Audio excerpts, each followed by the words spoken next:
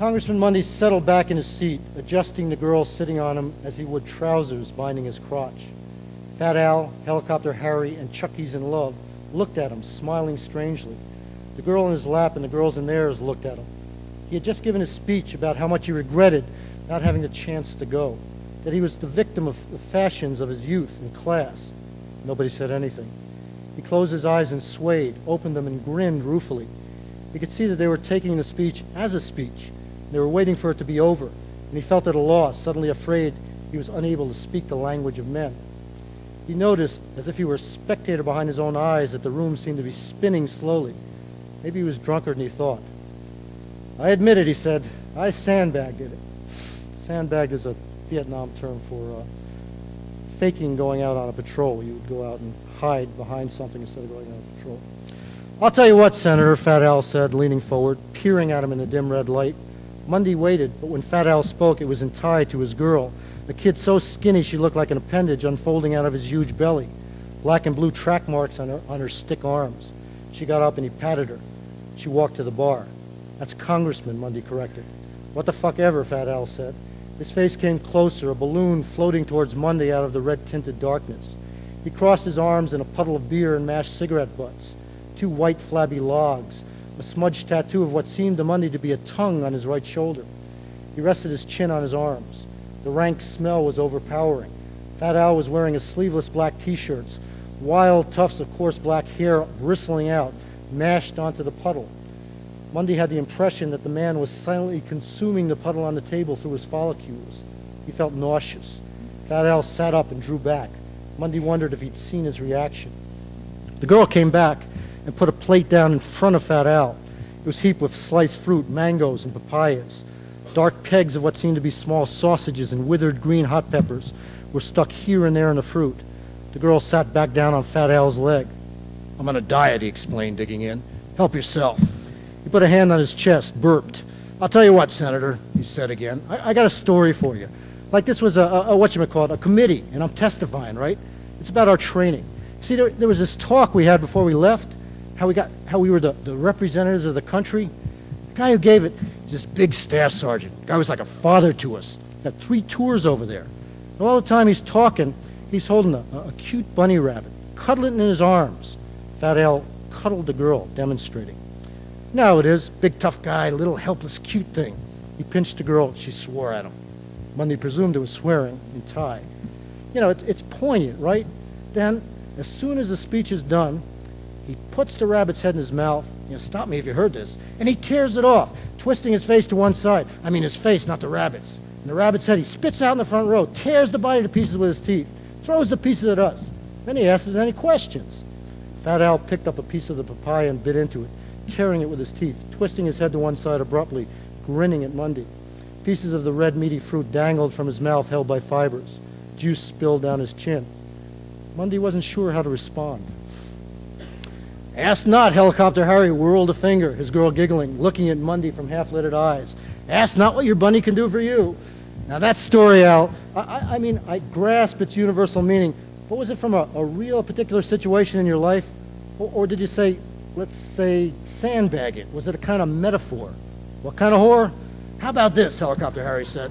"Suppose you change it a little. Hey, a twist here, a turn there. Add an element of the unexpected. Say instead of a rabbit, a man. So he stands up there, the famous apocryphal beret sergeant, petting his famous cute bunny. Then he drops it, digs his finger in, and to the astonishment of the class sitting there, waiting for the apocryphal moment, he rips his own chest apart, throws his own steaming heart out at him, liver, kidneys, unravels his intestines, draws them out like he's pulling out a hose." Fat Al nodded, giggled. "What a show." And then you see, he dies. "Sounds good to me," Fat Al belched. "Sure thing, Helicopter Harry." The girl was licking the juice on his chin. Mundy felt a wetness on his own cheek. His girl had turned her face and was licking it. He felt a stirring somewhere under his disgust, or maybe a part of it. Chucky's in love and his girl were making out passionately. She wore yellow shorts and a black T-shirt. A red button with the number 72 was pinned on it. Chucky's in love started to nibble at the button. He raised his face. "Hey, tell him about raping the hut and burning the peasant," he said. "Tell him about the famous exploding shoeshine boy." He kissed the button. "I love you, 72, he whispered hoarsely. "Come on, let's get a hat." "That's a term," Helicopter Harry explained earnestly to Congressman Mundy. That's a term from the war. Chucky's in Love in 72 got up and left. Now look, I'm sorry if I offended you with my choice of words, Mundy said. He spread his hands. The gesture caused the girl to sink down deeper in his lap. She turned her face up and smiled at him, her eyes widening mockingly. What's your name, he asked.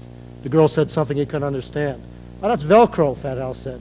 Why Velcro? Show him, honey. She did. How's that possible, he asked. Helicopter Harry shrugged. Now look, I didn't mean to co-opt your experience, Mundy said to him. Senator, Helicopter Harry said, it's all yours. Congressman. What the fuck ever, Fat Al said, looking up from his feeding. Now the question I have, Helicopter Harry said, is what do you want us to do now?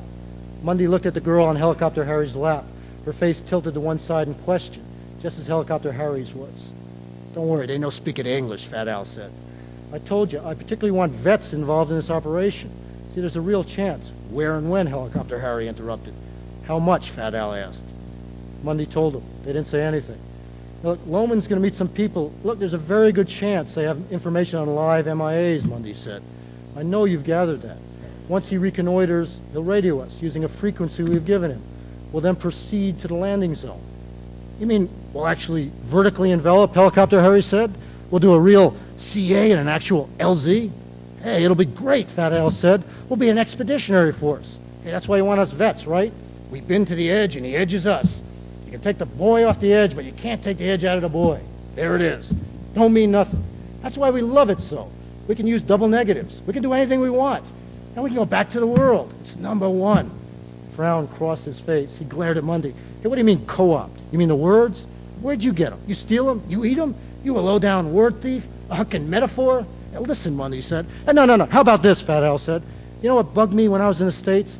These billboards I seen, driving down the highway. See what we do? We get together, like you say. We rescue these MIAs, lean, bearded, bitter guys. And we get together this little troop of scruffy vets, all expert in one sense or the other. Tunnels, demolition, PR. Then we bring them back to the USA. Then we form a team. We all get a bus. We chug along, see these billboards with a little evil Mexican dude painted on them. You know, serape, sombrero, mustache. This little evil mocking guy like a Charlie in disguise. All these evil, jokey, racist warnings on the signs. Like these ethnic insults. Wet back in 50 miles. Chili today, hot tamale. If God didn't want you to eat it, why did he make it look like a taco? They get pissed off at the injustice of it all. They wire all the signs with plastic. They blow them all up at once. They rush on. Then they come to this theme park, like this model village. War world. Hooches. Water buffalo. Everything. Acres of jungle. Booby-trapped trails. Bring the kids. Real refugees playing the VC. Real vets as point for groups of tourists. The road in, so they got these little wooden cutouts on the side, little VCs, like the little Mexican dude on the billboards. Hats, black PJs, tire sandals. Only they got these signs instead of weapons, jokey sayings. Trespassers will be traumatized. Do not roll down your windows. Do not attempt to relate to the inhabitants. Tourists, they go through. They get the whole experience in one afternoon. Tripwire trails, kids with booby-trapped shoeshine boxes. Ingratitude. They get mad. They get to burn down a hut. Then they stop at the gift shop. They get a T-shirt. The MIAs look around. They can't fucking believe it. This is what they came back to. They freak. They blow away the people for real. They mine the buildings and the secret tunnel where the machineries is. They blow the shit out of the place. Huge body count. Dead tourists everywhere. Church groups. Japs. Family dogs. Latin American death squads and their families with video cams up on vacation. They waste them all.